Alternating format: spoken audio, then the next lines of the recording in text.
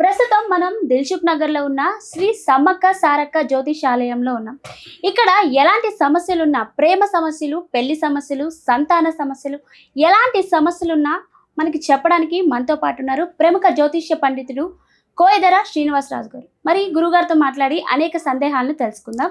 నమస్కారం గురుగారు. ఓం నమ శివాయ, ఓం నమ శివాయ. జై కొండదేవత అమ్మవారు పరబ్రహ్మ పరమాత్మ నమః జగతుర్తి పరయ బ్రహ్మ హరిహరాయ శ్రీ గుణాత్మమే సర్వకవతిగామి దర్శ దర్శ దత్తాతిర నమసంతిని సిద్ధి కురు కురు కురు కురు కురు స్వహ. ఓం నమ శివాయ. చెప్పు తల్లి. గురుగారు, ఈ వారంలో ధనుసు రాశి వారికి ఎలా ఉండబోతుంది గురుగారు? ఈ ధనుసు రాశి వాళ్ళకి అదృష్టం, జీవితం, లలాటకం, యోగం, నక్షత్రము, స్థానబలం అంటే 5 కనబడుతున్నాయి. వీళ్ళ మీద 5 గ్రహశక్తులు కొన్ని పీడిస్తున్నాయి. ఈ 5 గ్రహశక్తుల వలన ఏమవుతుందంటే వీళ్ళకి ఏ కార్యక్రమాలు అనుకుంటున్నారో ఆ కార్యక్రమాలు వీళ్ళకి కావు. ఎందువల్ల అంటే వీళ్ళ మీద ఉండాల్సిన ఏ పని అనుకొని పోతారు కదా, ఆ పని అనుకొని పోయేటప్పుడు వీళ్ళ మీద ఏమవుతుందంటే ఈ 5 గ్రహశక్తులు ముందుకు పోనీకోకుండా ఆపేస్తుంటాయి. అవి అయ్యే పనే కూడా కాదు. అక్కడ మనకి చేతికాడకు వచ్చింది కూడా నోటికి అందుకోకుండా పోవటం, తర్వాత అన్నదమ్ముల్లో మనకి ఆస్తిపాస్తుల్లో కూడా మనకు రావాల్సింది మనకు దక్కకోకుండా పోవటం, తర్వాత మనం ప్రేమించిన స్త్రీ విషయంలో కూడా, అమ్మాయి విషయంలో కూడా ఆ ప్రేమ అనేది మనకు దక్కకోకుండా పోవటం, తర్వాత అక్కచెల్లెళ్ళల్లో అన్నదమ్ములలో కూడా ఒక మంచి ప్రేమ అభిమానంగా కలిసిమెలిసి ఫస్ట్ నుంచి ఉండవలసిన వాళ్ళు కూడా ఇప్పుడు కొన్ని సమస్యల్లో కొన్ని ఇబ్బందులు పాలై కొన్ని ఎడబాట్లు అయ్యే మార్గాలు కొన్ని కనబడుతున్నాయి. కాబట్టి ఈ ఎడబాట్ల వల్ల కొన్ని సమస్యలు మీకు కొన్ని వచ్చే జాగ్రత్తలు కొన్ని పాటించుకోవాలి. లేదని అశ్రద్ధగా మీరు పాటించిన వెడల కొన్ని సమస్యలు మీరు కొన్ని ఎదురవుతారన్నట్టుగా ఈ 5 శక్తులు మీ మీద కొంచెం కనబడుతున్నాయి. ఈ 5 శక్తుల్ని మీరు పూజించి దానికి మీరు శాంతం చేయగలిగితే మీకు మంచి భవిష్యత్తు, మంచి కార్యక్రమాలు, మంచి పనులు మీకు తప్పకుండా వర్తిస్తాయని ఆ అమ్మవారు అనుగ్రహంతో సమ్మక్క సారక్క ఆశీర్వాదం మీకు తప్పకుండా ఉంటుంది.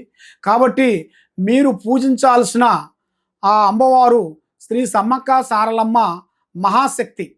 ఆ అమ్మవారు మీరు పూజించిన వెడల మీకు ఎలాంటి కష్టాలు కానీ, ఎలాంటి బాధలు కానీ, ఎలాంటి కూడా తొలగిపోతాయి. అష్ట ఐశ్వర్యాలు, భాగ్యభోగాలు, మనశ్శాంతి మీకు ప్రాప్తి కలుగుతాయి. కాబట్టి ఈమెను మీరు పూజించాలంటే మీరు మనసులో అనుకోవాలి. మనసులో ఒక పని అనుకున్నారు అనుకోండి, ఫలానా పని అనుకుంటున్నారు, ఫలానా ఉద్యోగం చేయాలనుకుంటున్నారు.